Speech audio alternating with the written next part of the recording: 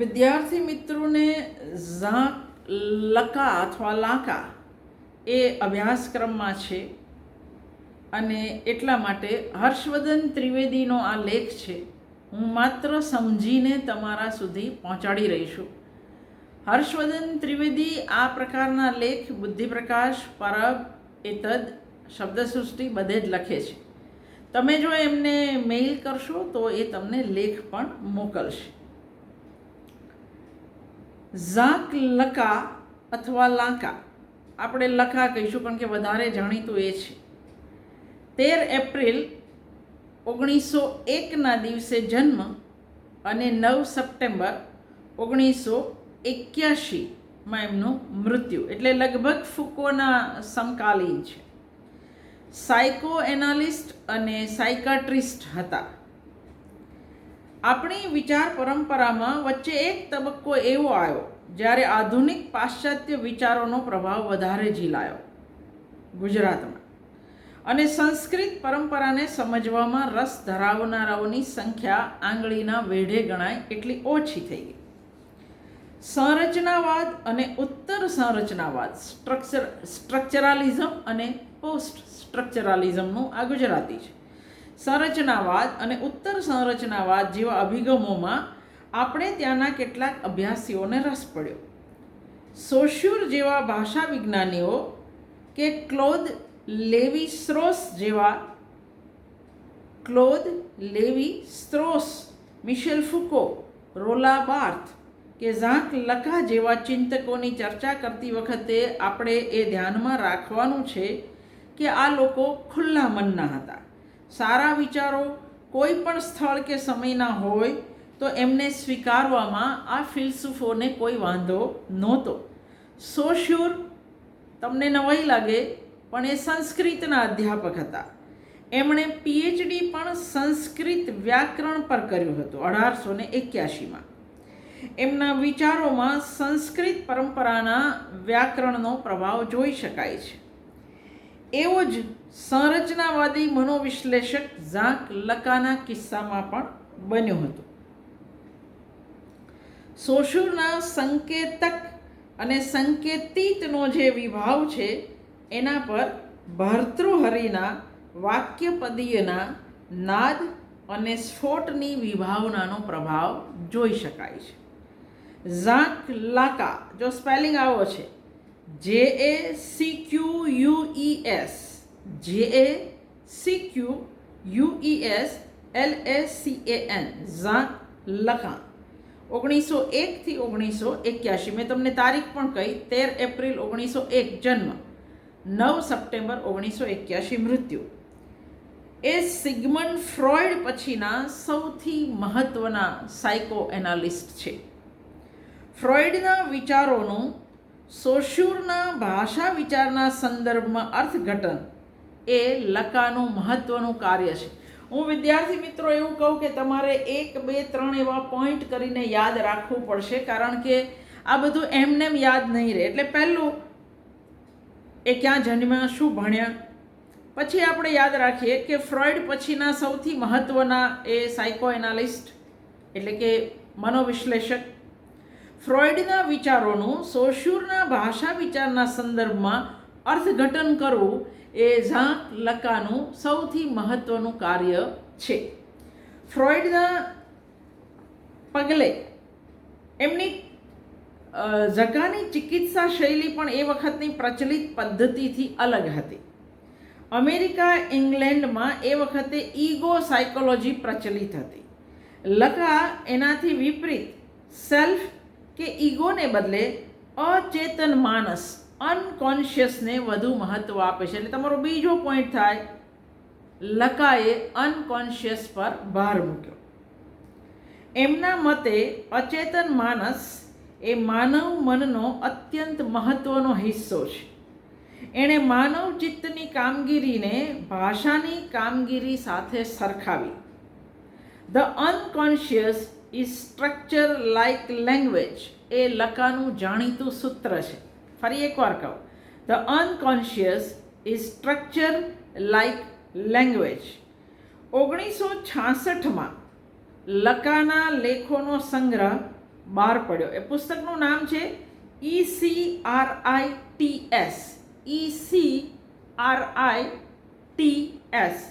ઇક્રિટિસ 1966માં.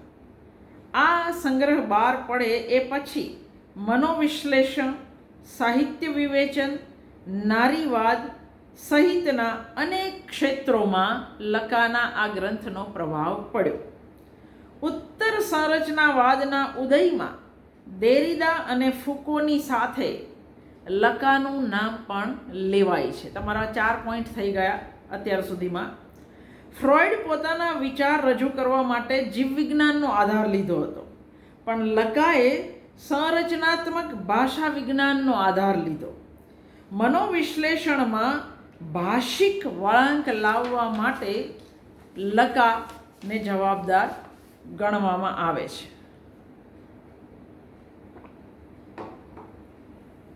એણે ચિકિત્સા એટલે સારવારમાં જીવવિજ્ઞાન અને મેટાસાયકોલોજીના બદલે ભાષા પર ભાર મૂક્યો.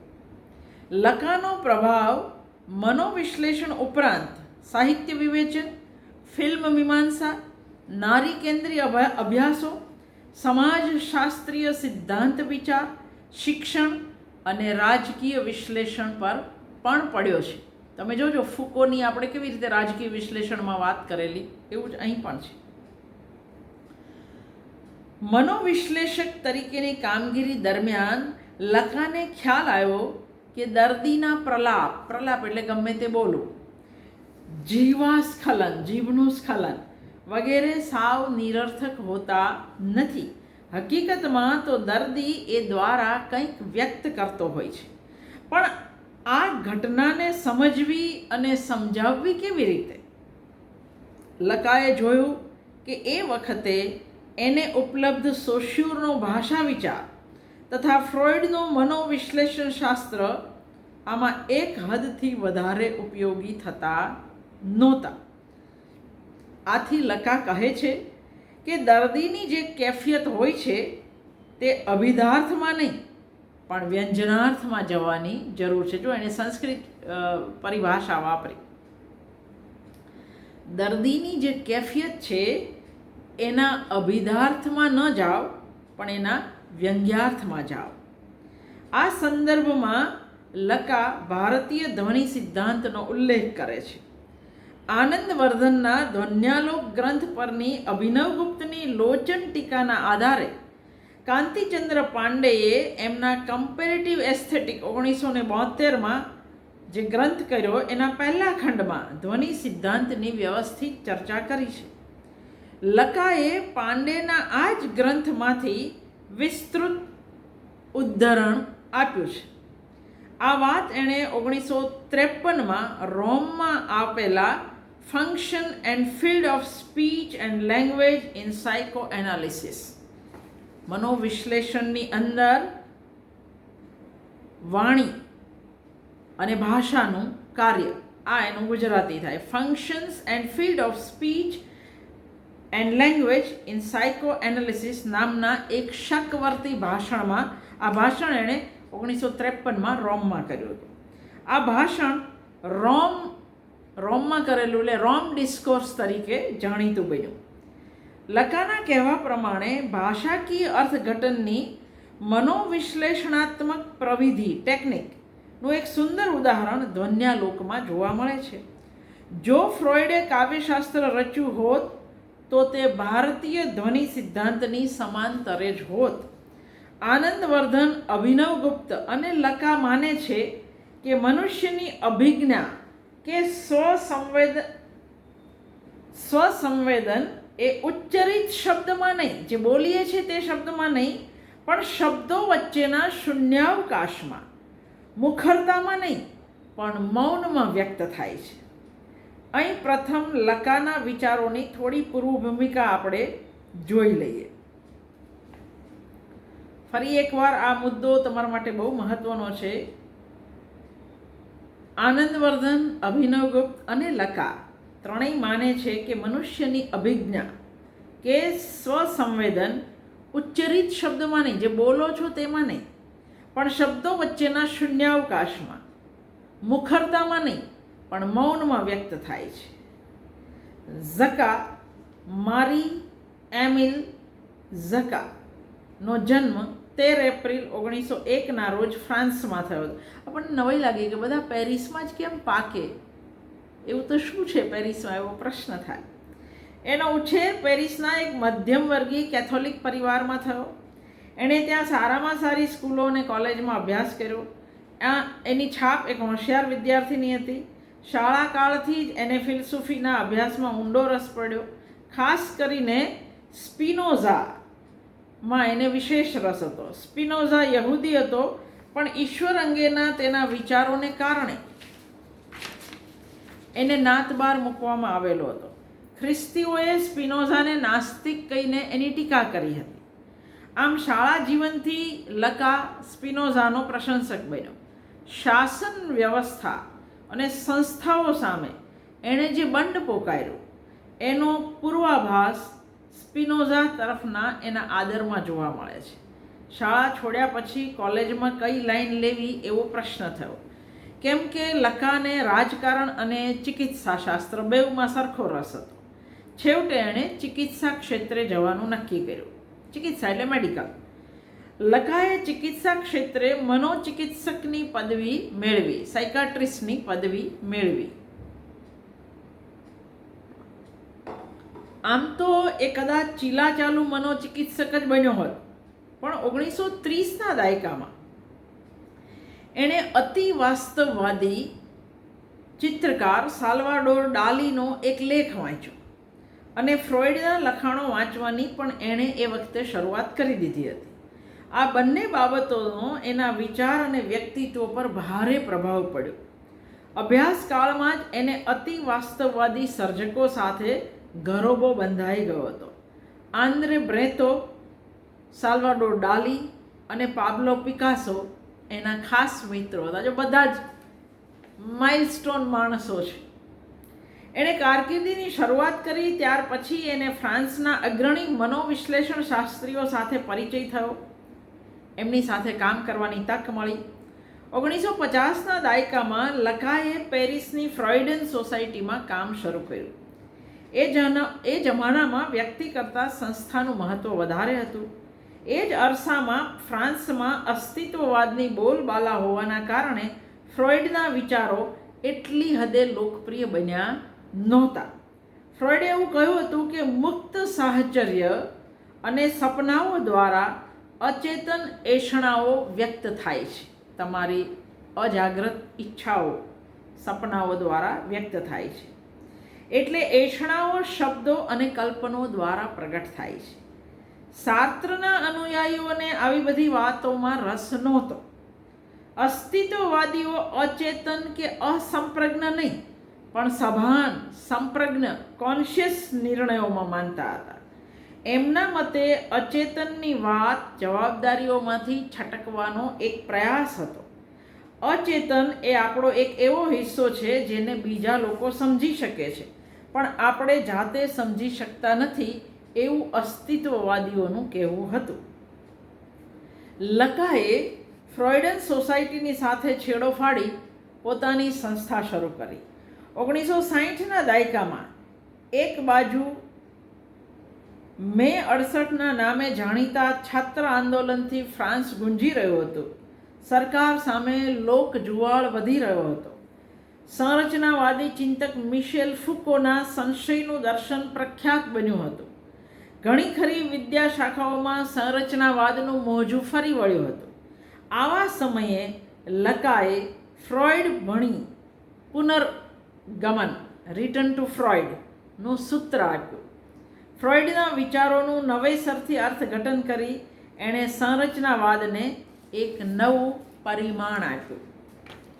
મનોવિશ્લેષણ સિદ્ધાંતના મૂળ ફ્રોઈડમાં છે. આજની તારીખે પણ ફ્રોઈડના વિચારોનો આ વિદ્યાશાખા પર પ્રચંડ પ્રભાવ છે. ફ્રોઈડ પછી જે ચિંતકો આવ્યા એમણે એમના સિદ્ધાંતોમાંની ખામીઓ શોધી એમાં સુધારા વધારા કરવાની કોશિશ કરી. લકાએ એવી દલીલ કરી કે આ પ્રકારના સુધારા વધારાની પ્રક્રિયામાં મનોવિશ્લેષણ શાસ્ત્ર એની મૂળ દિશા અને મૂળ ધ્યેય ચૂકી ગયું છે. એ રૂઢિચુસ્ત બની ગયો છે.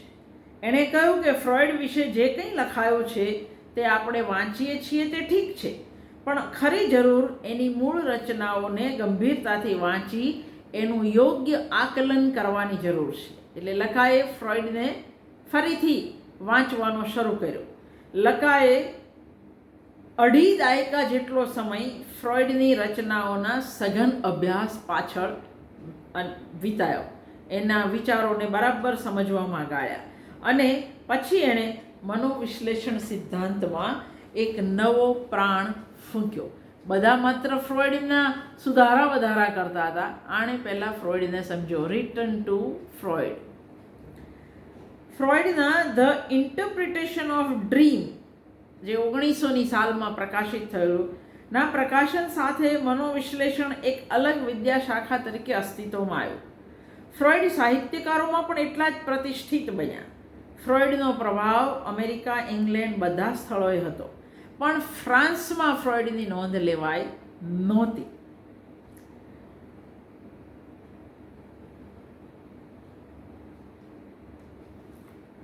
ફ્રોઈડ કહે છે કે અચેતનની કામગીરીનો અંદાજ સપના, જીવાસ્ખલન, જોક્સ અને કલાકૃતિઓમાંથી આવે છે. આ તમામ કિસ્સાઓમાં આપણું કોન્શિયસ કે ચેતન મગજ બહુ સક્રિય હોતું નથી. એના કારણે અચેતન ચિત્તમાં પડેલા વિચારો, ભાવો, ઈચ્છાઓ વગેરે જાણે અજાણે વ્યક્ત થઈ જાય છે. લકાએ ફ્રોઈડના ભાષા અને અર્થઘટનને લગતા the interpretation of dreams, the psychopathology of everyday life અને jokes and their relation to unconscious એના પર ધ્યાન કેન્દ્રિત કર્યું. ભાષા એક સેન્ટ્રલ કમ્પ્યુટર વિનાના કમ્પ્યુટર નેટવર્ક જેવી છે. શબ્દનો અર્થ સાહચર્યની શૃંખલામાં અન્ય કોઈ શબ્દ તરફ ધકેલાય છે અને મુલતવી રહે છે.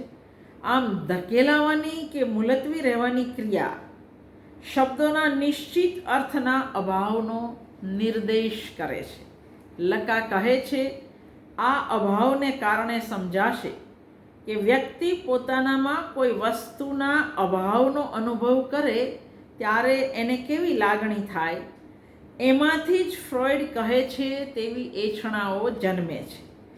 ફ્રોઈડના શબ્દ સાહચર્યની ટેકનિકને એણે એષણાઓ સાથે, લકાએ એષણાઓ સાથે જોડી. અચેતન એષણાઓ, એષણા એટલે ઈચ્છા, અચેતન એષણાઓ શબ્દો કે કલ્પનાઓ દ્વારા વ્યક્ત થાય છે. આથી એમને એક પ્રતીકની જરૂર પડે છે. પુત્ર પિતા સામે બળવો કરે તો પિતા એ પ્રતીક છે. ફ્રોઈડે ઇડિપસ રાજાની પુરાકથાનો ઉપયોગ કરીને પિતા પુત્ર વચ્ચેના સંઘર્ષની વાત કરી. લકા શિશ્ન ઈર્ષા, પેનિસ એન્વીને બદલે લિંગ ફેલસ એવો શબ્દ પ્રયોજે છે. ફ્રોઈડનો જે શબ્દ છે પેનિસ એન્વી એની જગ્યાએ એ લિંગ ફેલસ શબ્દ પ્રયોજે છે.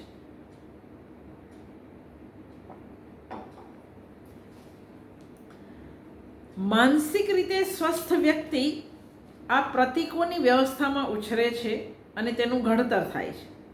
પણ માનસિક રીતે બીમાર ગણાતી વ્યક્તિ માટે આ વ્યવસ્થા પડી ભાંગી હોય છે.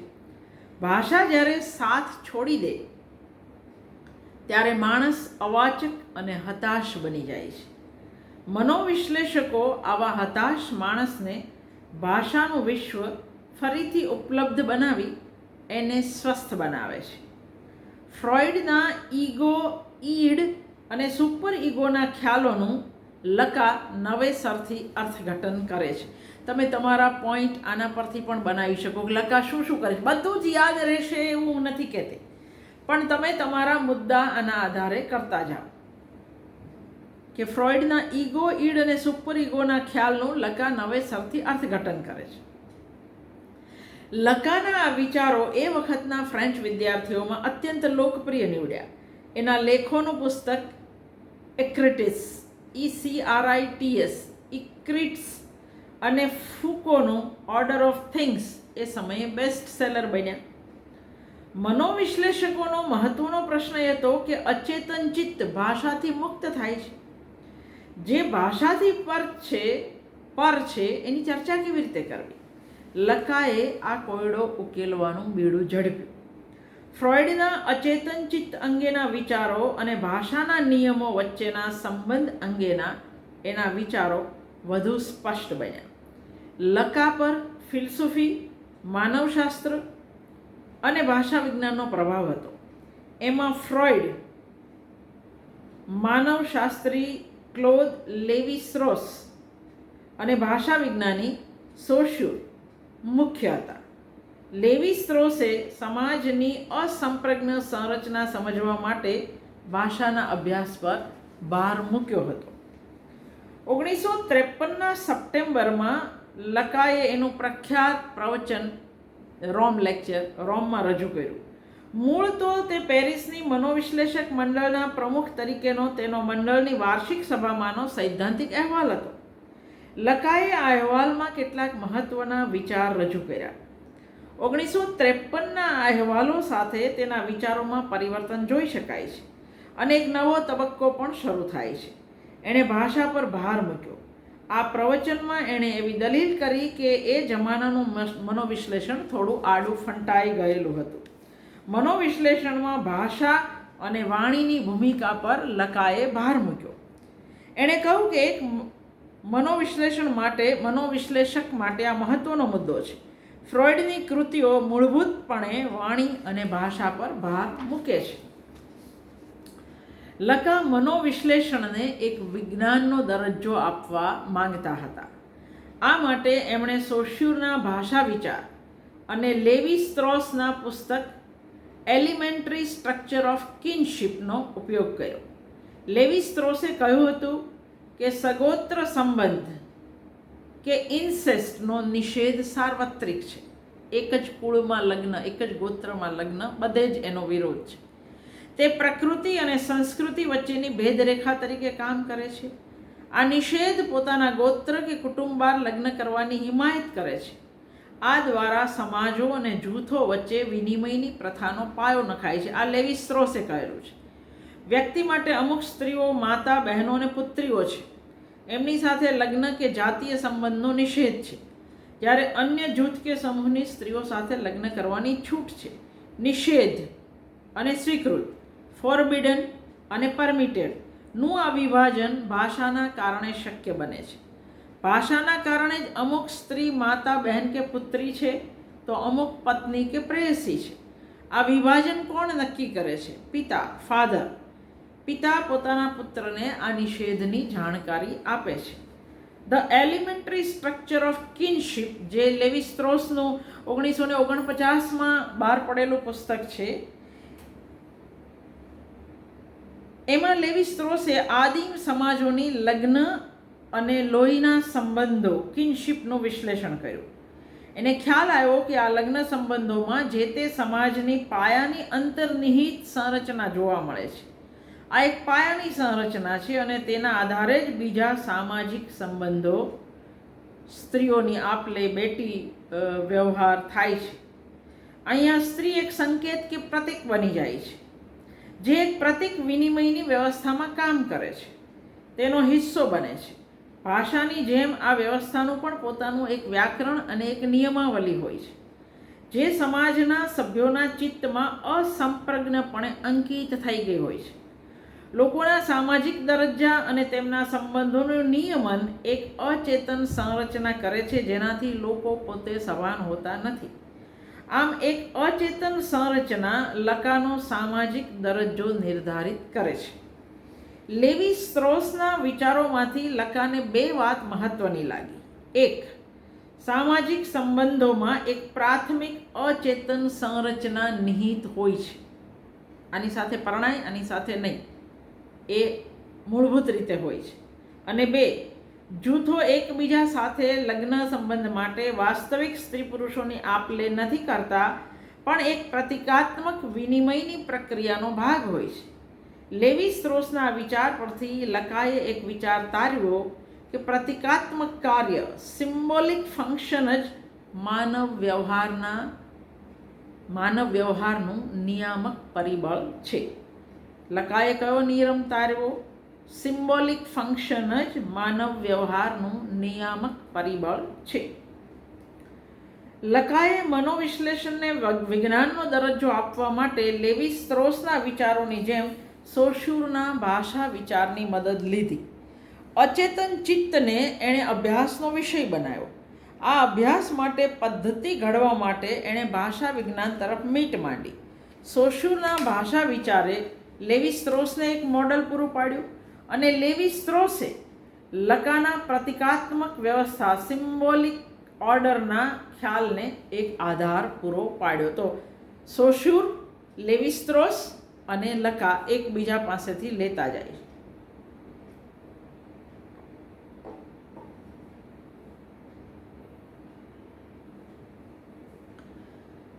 સોશ્યુરે સંકેતને સંકેતક અને સંકેતિતના સંબંધના રૂપમાં, જો મેં કહેલું તમને તમારે સોશ્યુર વાંચવો પડશે, સાંભળવો પડશે. મેં સોશ્યુર વિગતે કરેલો છે, નહીતર આ નહીં સમજાય. સોશ્યુરે સંકેતને બે ભાગમાં વહેંચ્યો.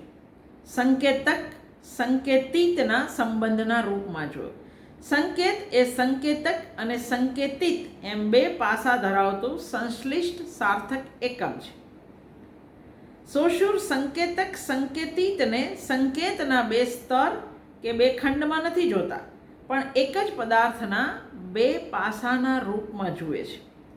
એણે બતાવ્યું કે સંકેતના સંકેતક સંકેતિત વચ્ચેનો સંબંધ યાદૃચ્છિક અને રૂઢિગત છે. યાદૃચ્છિક હોવાના કારણે સંકેતોના સંકેતક સંકેતિત વચ્ચે કોઈ સાહજિક સંબંધ હોતો નથી, અને આ જ કારણે એક જ સંકેતિતને અનેક સંકેતકો દ્વારા વ્યક્ત કરી શકાય. રૂઢિગત એ અર્થમાં સંકેતક સંકેતિતનો સંબંધ સમાજ દ્વારા સ્વીકૃત માન્યતાઓ પર આધારિત છે. સંકેતોની આ યાદૃચ્છિક અને રૂઢિગત પ્રકૃતિના કારણે જ આપણને ભાષામાં પર્યાયવાચી શબ્દો મળે છે. સોશ્યુરે એ વસ્તુ પર ભાર મૂક્યો કે ભાષા માત્ર નામોની યાદી નથી. ભાષા પૂર્વ નિર્ધારિત વિશ્વ અને એના પદાર્થો માટે માત્ર નામ નથી શોધતી. એને પહેલાં પોતાના અનુભવ ખંડોમાં એ ગોઠવે છે અને તેની અભિવ્યક્તિ માટેનો માર્ગ શોધે છે, અને આ જ કારણે ભાષામાં પરિવર્તનો શક્ય બને છે. લકાના સંદર્ભમાં સોશ્યુરનો ક્રમવર્તી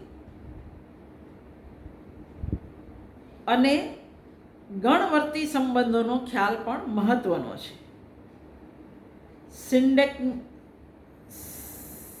સિન્ટેગમેટિક અને પેરાડિગ્મેટિક આપણે ગુજરાતીમાં યાદ રાખીશું. ક્રમવર્તી અને ગણવર્તી સંબંધોનો ખ્યાલ મહત્વનો છે. તમારે સોશ્યુર ફરજિયાત સાંભળવું પડશે. સોશ્યુર ભાષાને ભાષિક સંકેતો વચ્ચે જોવા મળતા સંબંધોની વ્યવસ્થા રૂપમાં જુએ છે. સંબંધોની આ વ્યવસ્થા બે ધ્રુવ પર કાર્યશીલ છે, ગણવર્તી અને ક્રમવર્તી. સંકેતોના ક્રમવર્તી સંબંધોનો આધાર સંયોજન કોમ્બિનેશન છે, જે સંકેતોને એક કડીના રૂપમાં બાંધવાનું કાર્ય કરે છે. જ્યારે ગણવર્તી સંબંધો સિલેક્શન પર આધારિત છે, પસંદગી પર, જે સંકેતોના સાહચર્ય આધારિત વર્ગોમાંથી કોઈ એકને પસંદ કરવાનું કાર્ય કરે છે. વાચાઘાત એટલે જ્યારે આપણને બોલવાની બંધ થઈ જાય, વાચાઘાતમાં આ બંને ધ્રુવ પર મનોવિકાર શક્ય બને છે. મનોવિકાર, તમે જે આપણે ગાંડા કહો, અધગાંડા કહો. જો રોગી ગણવર્તી ધ્રુવ પર માનસિક શક્તિ ખોઈ બેસે તો મનની સંયોજન શક્તિ પણ ખોઈ બેસે જરૂરી નથી. ગણવર્તી ધ્રુવ પરના મનોવિકારમાં રોગી એકના બદલે બીજો શબ્દ પ્રયોજે છે. દાખલા તરીકે ચપ્પા માટે કાતર કે દાઢી માટે મૂછ, એવું કંઈ પણ એ બોલી શકે, પણ તેનો વાક્ય વિન્યાસ વ્યવસ્થિત હોય છે. આનાથી વિરુદ્ધ જો ક્રમવર્તી ધ્રુવ પર મનોવિકાર હોય તો રોગી પદાર્થોને ઓળખી શકે છે, પરંતુ પદાર્થો વચ્ચે જોવા મળતા સંબંધોને સાચા વાક્ય વિન્યાસ દ્વારા રજૂ કરી શકતો નથી. માનસિક શક્તિ માટે આ બંને ધ્રુવ જરૂરી છે. સોશ્યુરે ભાષાને એક વ્યવસ્થા તરીકે જોઈ હતી, પ્રત્યેક વ્યક્તિ અસંપ્રજ્ઞપણે આ વ્યવસ્થાનો હિસ્સો બનતો હોય છે. લકાના સંદર્ભમાં આ વાત મહત્વની છે. અર્થ સંકેતમાં નહીં પણ ભાષાની વ્યવસ્થામાં છે. સંકેતનો અર્થ બીજા સંકેતો સાથેના વિભેદમાં નિર્ધારિત થાય છે.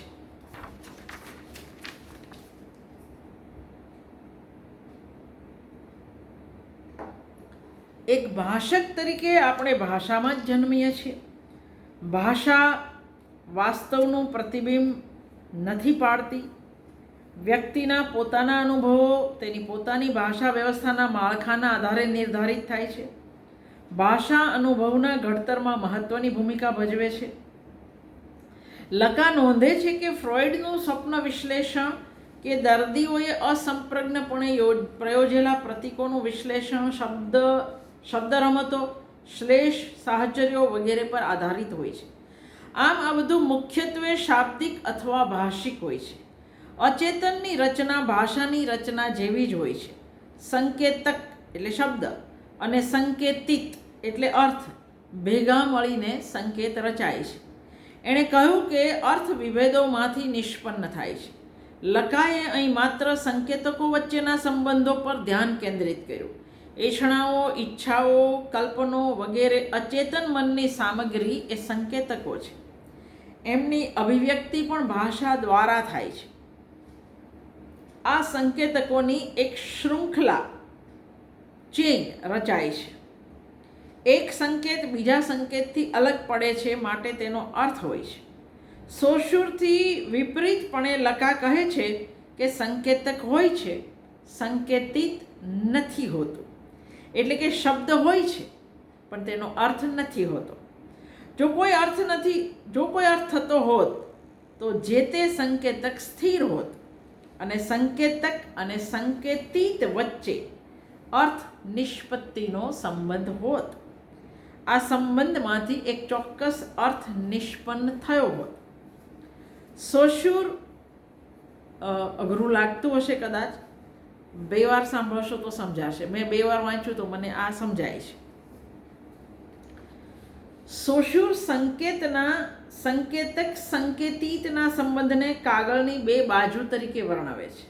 કાગળને કાપો તો તે બંને બાજુથી કપાશે. લકા સંકેતની અવિભાજ્યતાના આ ખ્યાલને પડકારે છે. એણે સોશૂરના સંકેતની યાદૃચ્છિક પ્રકૃતિના ખ્યાલને સ્વીકારી લીધો, પણ સંકેતની અવિભાજ્યતા અને સંકેતકની તુલનામાં સંકેતિતને વધારે મહત્વ આપવાના સોશૂરના વિચારને લકા પડકારે છે.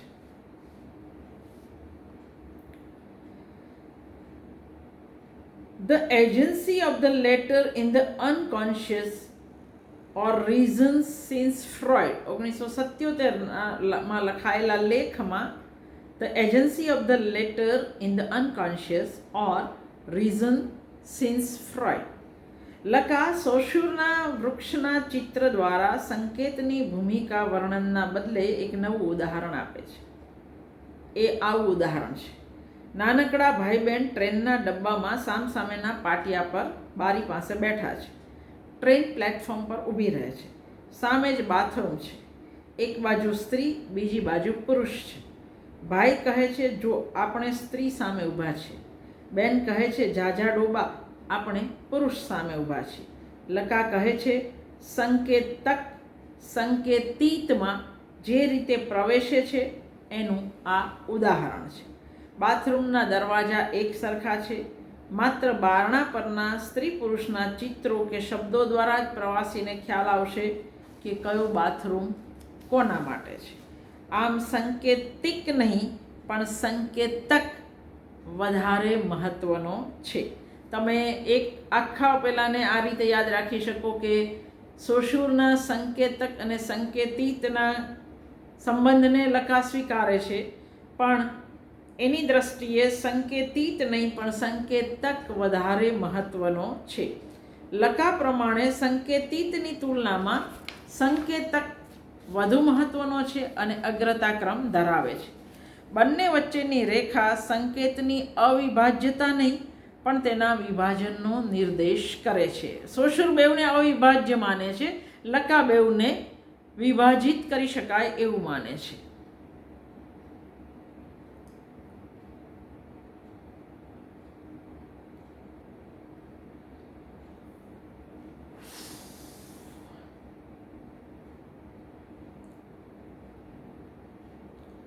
સોશુરે કહ્યું કે આપણી ભાષાનું નિયમન એક વ્યવસ્થા કરે છે.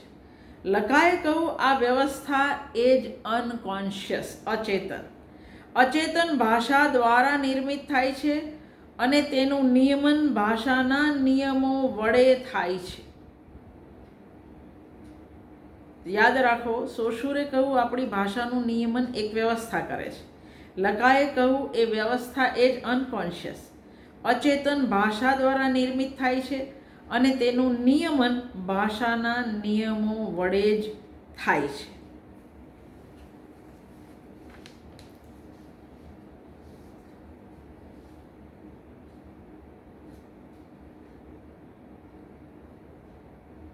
લકા અચેતનની સંરચનાને ભાષાની સંરચના સાથે સરખાવે છે.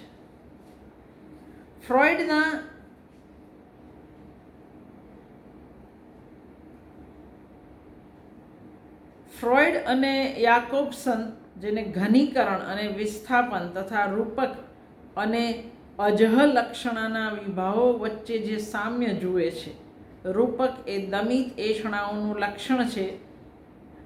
હું અહીંયા અટકું, કારણ કે તમારા માટે થોડુંક વધારે પડતું થઈ જાય છે. થોડુંક સહેલું કરીને બીજું લેક્ચર કરું હમણાં.